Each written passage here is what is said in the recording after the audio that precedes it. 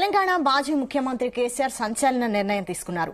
Kaleshwaram commission విచారణకు హాజరు కాకూడదని నిర్ణయించుకున్నారు. ఈ నెల 5న విచారణకు పీసీ ఘోష్ కమిషన్ నోటీసులు ఇచ్చింది. కేసీఆర్ విచారణకు వెళతారని బీఆర్ఎస్ వర్గాలు చెబుతూ వచ్చాయి. అయితే తాజాగా మాత్రం ఆయన విచారణకు వెళ్లకూడదని నిర్ణయం తీసుకున్నారు. జూన్ 5న విచారణకు రాలేనని కాళేశ్వరం కమిషన్ కు కేసీఆర్ లేఖ రాశారని తెలుస్తోంది. ఈ నెల 6న హరీష్ రావు, ఈ నెల 11న ఈటెల రాజేందర్ కమిషన్ ముందు హాజరు కానున్నారు. వీళ్ల విచారణ తర్వాతే విచారణకు వెళ్లాలని కేసీఆర్ భావిస్తున్నట్లు ప్రచారం. ఈ నెల 5న కాకుండా 11న విచారణకు వస్తానని సమాచారం ఇచ్చారని తెలుస్తోంది.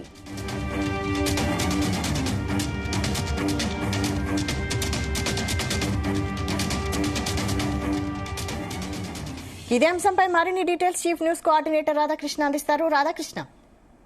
Good afternoon Vaishali. అందరూ ఆసక్తిగా ఎదురు చూస్తున్నటువంటి కాళేశ్వరం అంశానికి సంబంధించి కాళేశ్వరం కమిషన్ నోటీసులు ఇవ్వడంతో కేసీఆర్ ఎప్పుడు హాజరవుతారని చెప్పేసి తెలంగాణ రాజకీయ వర్గాల్లో ఒక ఉత్కంఠ నెలకొంది. సో ఈ నెల 5వ కాళేశ్వరం కమిషన్ ముందు హాజరవుతారని చెప్పేసి గత 2-3 రోజులుగా ప్రచారం జరిగింది.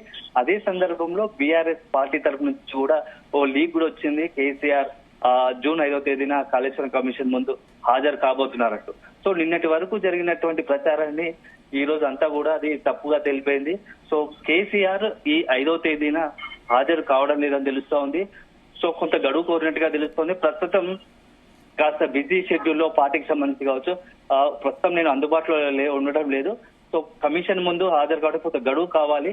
ఈ నెల 11వ తేదీన హాజరు అవడానికి సిద్ధంగా ఉన్నట్టుగా కమిషన్ కు లేఖ రాసినట్టుగా తెలుస్తోంది. అదే సందర్భంలో కమిషన్ కూడా కాస్త సానుకూలంగా స్పందించి 11వ తేదీ హాజరుకు అంగీకరించినట్టుగా తెలుస్తోంది.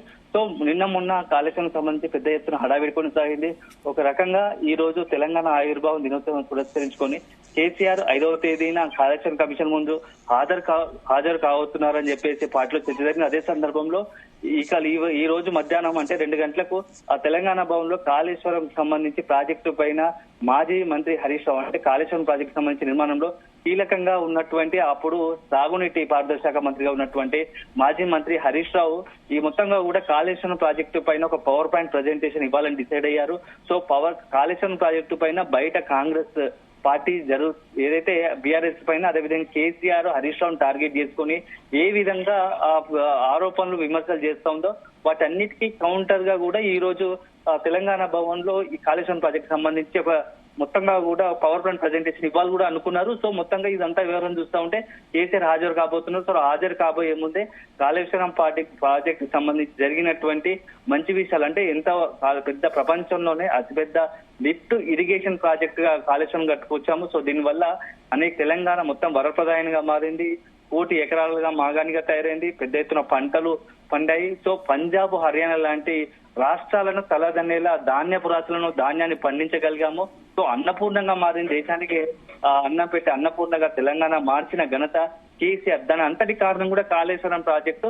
సో కాళేశ్వరం ప్రాజెక్టు సంబంధించి కేవలం ఆ మేడిగడ్డ దగ్గరకు జరిగిన చిన్న డ్యామేజ్ చూస్తున్నారు తప్ప దానికి మించి ఎంతో రిజర్వాయర్లు ఉన్నాయి. ఎంతో నీటిని మనం ఎప్పటికప్పుడు ఒకసారి నీటి ప్రవాహం పెరిగినప్పుడు ఇక్కడ వర్షాల కాలంలో వరదలు వచ్చిన సమయంలో నీటిని ఒడిసి పట్టుకునేందుకు ఎన్నో రకాలుగా పైనుంచి వచ్చిన వాటర్ అంతా కూడా మనం స్టోరేజ్ చేసుకునే విధంగా ఎన్నో జలాశయాలు నిర్మించాము. సో దాటితోనే ఇప్పటిదాకా ఉత్తర తెలంగాణ అంతా కూడా సస్యశ్యామలమైంది. ఆ గ్రీనరీగా పచ్చదనంతో ఉంది. దానికి కారణం కాళేశ్వరం. అలాంటి కాళేశ్వరంలో మేడిగడ్డ దగ్గర కుట్రకోణంతో కావచ్చు లేకుంటే ప్రమాదవశాత్తు అక్కడ బీటలు వారితే దానికి పెద్ద ఎత్తున కాళేశ్వరం ప్రాజెక్ట్ అంతా కూడా పూర్తి స్థాయిలో ధ్వంసమైంది. కాళేశ్వరం ప్రాజెక్టు పనికి రాకుండా పోతుందని చెప్పేసి ఆ అధికార పార్టీ కాంగ్రెస్ కావలసుకుని తమపై కుట్ర చేస్తా ఉంది. సో రకంగా ఇది బీఆర్ఎస్ ను అదేవిధంగా పొలిటికల్ గా బీఆర్ఎస్ ను దెబ్బతీయడానికి పర్సనల్ గా వ్యక్తిగతంగా మాజీ సీఎం అంటే బీఆర్ఎస్ అనేది కేసీఆర్ ఇమేజ్ ను డ్యామేజ్ చేసే ప్రయత్నము ఆ కాంగ్రెస్ చేస్తా ఉంది. సో ఇదంతా తప్పుడు విధానం అంటూ ఇది మొత్తం కూడా బీఆర్ఎస్ కాంగ్రెస్ చేస్తున్న ఆరోపణలకు కౌంటర్ ఇస్తుంది. సో ఈ నేపథ్యంలో 5వ తేదీన అటెండ్ కావాలనుకున్న కేసీఆర్ నిర్ణయం.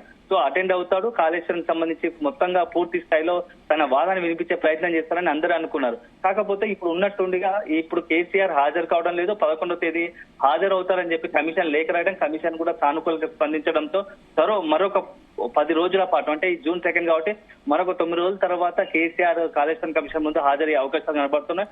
ఈ లోపు మాజీ మంత్రి హరీష్ రావు జూన్ 6వ తేదీన అదే సందర్భంలో మరొక మంత్రి ప్రస్తుతం మల్కాజ్గిరి ఎంపీగా ఉన్నటువంటి ఈటల రాజేందర్ 9వ తేదీన హాజరు కావుతున్నారు. వీరిద్దరూ హాజరవుతారు. సో హాజరైన తర్వాత కాళేశ్వరం కమిషన్ ముందు వాళ్ళు ఏం విచారిస్తారు, అదేవిధంగా వీళ్ళ వాదన ఏంది, తద్వారా అనంతరమే కేసీఆర్ కమిషన్ ముందు హాజరు కావాలా, హాజరైతే ఏం చెప్పాలా దానిపైన ఒక స్పష్టత వచ్చే అవకాశం ఉన్నట్టుగా తెలుస్తోంది. ఈ నేపథ్యంలో ప్రస్తుతం 5వ తేదీన కేసీఆర్ కాళేశ్వరం కమిషన్ ముందు హాజరు కావడం తెలియని స్పష్టంగా ఒక అధికారికంగా బీఆర్ఎస్ పార్టీ చెప్పేసింది. సో ఈ నేపథ్యంలో కాళేశ్వరం సంబంధించి 5వ తేదీన ఏం జరుగుతుంది, కేసీఆర్ హాజరు ఏం చెప్తారనుకున్న అందరికి కూడా కొంత ఆసక్తిగా ఎదురిస్తారు. సో ఇప్పటికిప్పుడు కాళేశ్వరం కమిషన్ ముందు కేసీఆర్ హాజరయ్యే అవకాశం లేనట్టుగా తెలుస్తా ఉంది వైశాలి. అయితే హరీష్ రావు, ఈటెల రాజేందర్ హాజరైన తర్వాత కేసీఆర్ హాజరు కావాలని నిర్ణయం తీసుకోవడం వెనుక కారణాలు ఏమై ఉంటాయి?